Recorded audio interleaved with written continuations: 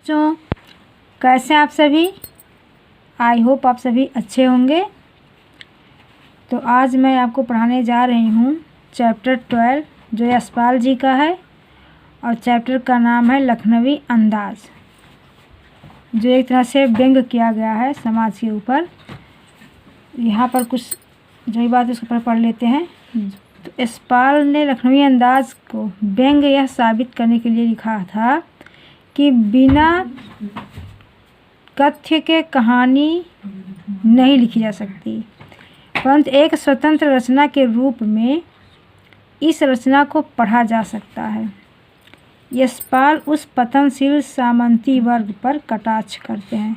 सामंती वर्ग उसको कहते एक प्रथा है, जो कुछ गिने चुने लोग ऐसे होते हैं जो बिना श्रम किए हुए जीवन यापन करते हैं, उसी को सामंती वर्ग कहा जाता है। तो उसी पे कटाक्ष करते हैं जो वास्तविकता से बेखबर एक बनावटी जीवन शैली का आदी है। तो जो बनावटी बन के अपना काम चलाते हैं, रियल से कोई मतलब नहीं है। कहना ना होगा कि आज के समय में भी ऐसे परजीवी संस्कृति को देखा जा सकता है। मतलब आज के युग में ऐसे लोगों को देखा जा सकता है जो बनावटी के आदी हैं। हाँ, तो चैप्टर 11 है लखनवी अंदाज। चैप्टर सही लग रहा है कि मुस्लिम का कुछ में स्टोरी लग रहा है। तो मुफस्सिल की पैसेंजर ट्रेन चल पड़ने की उतावली में फुंकार रही थी।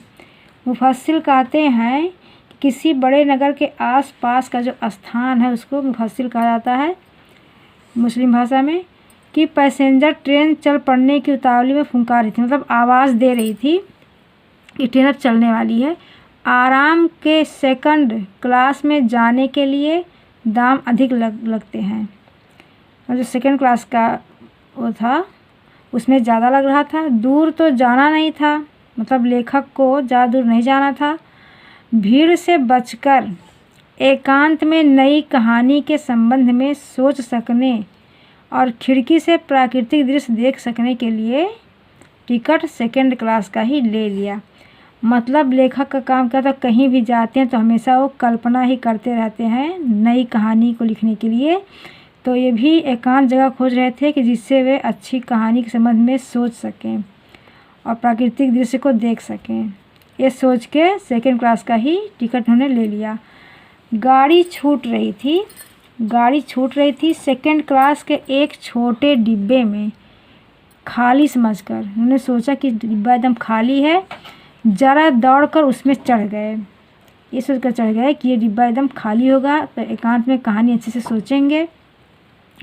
अनुमान के प्रतिकूल डिब्बा निर्जन नहीं था। जैसे उनका अनुमान था कि डिब्बा एकदम खाली होगा, वहाँ पे एकांत होगा, वो अच्छे से अपनी कहानी के बारे में सोचेंगे, कल्पना करेंगे, तो ऐसा नहीं था। वहाँ कोई था। एक बर्थ पर लखनऊ की नवाबी नस्ल के एक सफ़ेद पोश, मतलब मुस्लिम कोई सफ़ेद पोश मतलब होता है मतलब शिक्षित और सभ्य व्यक्ति, बहुत सुविधा से पालथी मारे बैठे थे। आराम से सीट के ऊपर पालथी मारकर बैठे थे। सामने 2 ताज़े चिकने खीरे तौलिए पर रखे थे।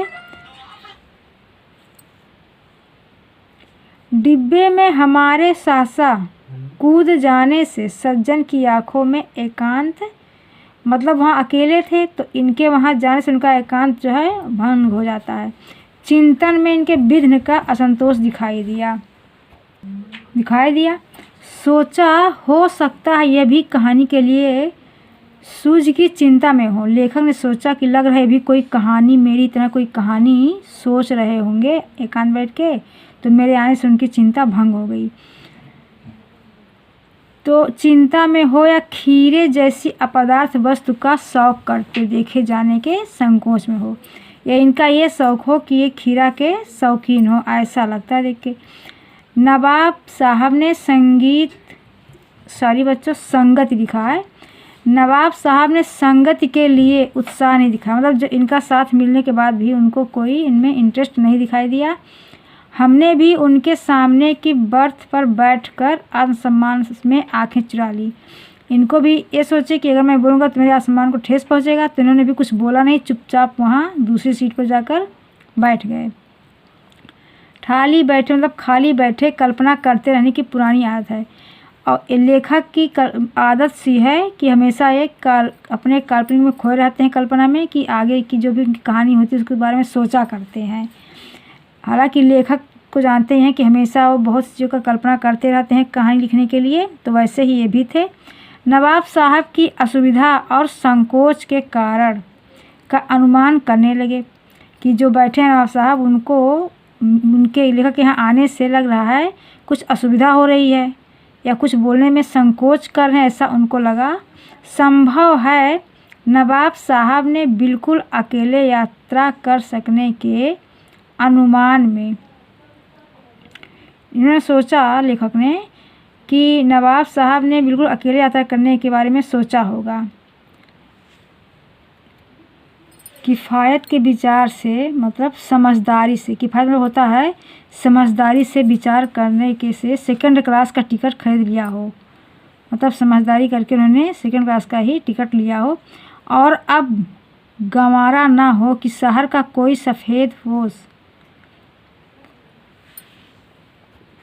सफ़ेदपोश मतलब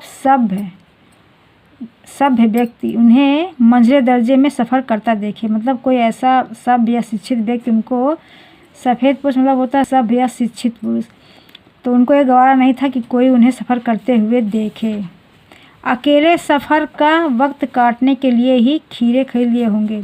लेखक ने सोचा कि ये अकेले नवाब साहब अकेले सफ़र करने के लिए ही खीरे खरीद के रखे होंगे, और अब किसी सफ़ेदपोश के सामने खीरा कैसे खाएं, मतलब किसी सभ्य या पढ़े लिखे इंसान के व्यक्ति के सामने अकेले खीरा कैसे खाएं। अगर कोई इंसान बड़ा अकेले कोई खीरा कैसे खा सकता है, कुछ कैसे खा सकता है, ये सोच के खीरा नहीं खा रहे थे। हम कनखियों से नवाब साहब की ओर देख रहे थे। लेखक कह रहा है कनखियाँ मतलब तिरछी नज़रों से, मतलब सीधे ना देखकर तिरछी नज़रों से नवाब साहब को ये देखे जा रहे थे उनकी ओर। नवाब साहब कुछ देर गाड़ी की खिड़की से बाहर देखकर, जो नवाब साहब बैठे खीरा लिए हुए, वो कुछ देर गाड़ी से बाहर खिड़की की तरफ देखकर स्थिति पर गौर करते रहे कि आखिर खीरा का क्या करें, ये सोच रहे होंगे। तो क्या करते हैं, कुछ देर सोचने के बाद क्या कहते हैं, ओह, नवाब साहब ने सहसा हमें संबोधित किया, मतलब लेखक को। अभी तक तो कुछ बोल नहीं, चुपचाप बैठे थे, लेकिन पता नहीं क्या सोच विचार करके उन्होंने कहा, ओह, नवाब साहब ने सहसा हमें संबोधित किया। आदाब अर्ज जनाब, खीरे का शौक फरमाएंगे। आदाब अर्ज होता है एक अभिवादन का ढंग होता है मुस्लिम में, तो कहते हैं आदाब अर्ज जनाब, खीरे का शौक फरमाएंगे, मतलब खीरा आप खाएंगे, ऐसा उन्होंने सोच के पूछा। नवाब साहब का सहसा भाव परिवर्तन अच्छा नहीं लगा, मतलब लेखक ने सोचा एकाएक इनका भाव जो है परिवर्तन कैसे हो गया, तो ये सोच के लेखक को अच्छा नहीं लगा कि एकाएक कैसे परिवर्तन हो गया। उन्होंने भाप लिया, आप शराफत का गुमान बनाए रखने के लिए हमें भी मामूली लोगों की हरकत में लथेड़ लेना चाहते हैं। मतलब शराफत का गुमान बनाए, मतलब खुद को अच्छा दिखाने के लिए हमें भी मामूली लोगों की हरकत में लथेड़ लेना चाहते हैं। लेखक ने सोचा। जवाब दिया, शुक्रिया, किबला शौक फरमाएं। किबला कहते हैं जो कोई अपने से बड़ा होता है, पूज्य, तो उसको हम किबला कहते हैं। किबला शौक फरमाएं।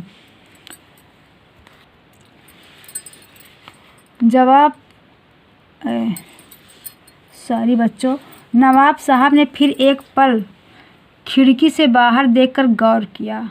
जो नवाब साहब बैठे थे खीरा लिए हुए, वो फिर बाहर खिड़की से देखकर गौर किया और दृढ़ निश्चय से खीरों के नीचे रखा तौलिया झाड़कर सामने बिछा लिया। सीट के नीचे से लोटा उठाकर दोनों खीरों को खिड़की से बाहर धोया और तौलिए से पोंछ लिया खीरे को। जेब से चाकू निकाला, दोनों खीरों के सिर काटे और उन्हें गोंद कर झाग निकाला। जैसा कि खीरे को गोंद कर झाग निकाला जाता है, वैसे उन्होंने किया।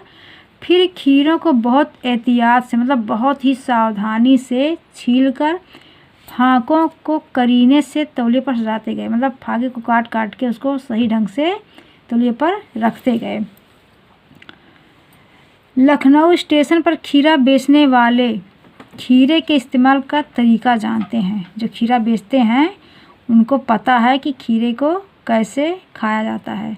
ग्राहक के लिए जीरा मिला नमक और पीसी हुई लाल मिर्च की पुड़िया भी हाजिर कर देते हैं। मतलब खीरे के साथ में ये सब चीज़ें उनके पास रहता है। नवाब साहब ने बहुत करीने से खीरे की फाकों पर जीरा मिला नमक और लाल मिर्च की सुर्खी बुरक दी। मतलब पीसे हुए मिर्चे और नमक लाल मिर्च को उसमें मिला दिया। उनकी प्रत्येक भाव भंगिमा और जबड़ों के स्वर से स्पष्ट था कि उस प्रक्रिया से में उनका मुख खीरे के रसास्वादन की कल्पना से प्लावित हो रहा था। मतलब ऐसा महसूस हो रहा था कि खीरा को वो खा रहे हैं, ऐसा देखकर महसूस हो रहा था कि उसका स्वाद ये ले रहे हैं जो नवाब साहब थे। ऐसा लेखक को महसूस हो रहा था कि इतने ध्यान से तल्लीनता से उसको कर रहे थे कि जैसे रहा था कि खीरे का रसास्वादन वो कल्पना करके ही पेट भर रहे हैं। मतलब बिना खाए केवल कल्पना करके ही इनको सारा स्वाद मिल रहा हो। हम कनखियों से देखकर सोच रहे थे। मतलब जो लेखक थे सामने बैठे थे वो तिरछी नज़रों से बस उनका यही सब काम देख रहे थे कि कैसे कैसे क्या कर। उनकी नज़र बस नवाब साहब पे ही थी। मियाँ रईस बनते हैं, कह रहे हैं लेखक कि मियाँ रईस बनते हैं लेकिन लोगों की नज़रों से बच नहीं सकने के ख्याल से अपनी असलियत पर उतर आए हैं। मतलब कि लेखक की नज़र से वो बच नहीं सकते क्योंकि लेखक तो बहुत दूरदर्शिता के बारे में सोचते हैं और बहुत सारी चीज़ कल्पना करते हैं। तो कहते हैं कि मेरी नज़रों से ये बच नहीं सकते। तो यहाँ तक पढ़ाएं बच्चों आप सबको आज मैं। अब बाकी का जो स्टोरी है उसको मैं नेक्स्ट वीडियो में पढ़ाऊँगी। तब तक आप उसको पढ़िए और आगे फिर पढ़ाएंगे। और बच्चों आप चैनल को सब्सक्राइब ज़रूर करिए जिससे हमें भी कुछ खुशी होगा कि हाँ बच्चे देख रहे हैं, सब्सक्राइब कर रहे हैं। और फिर मैं मिलूँगी आपको से नेक्स्ट वीडियो में। तब तक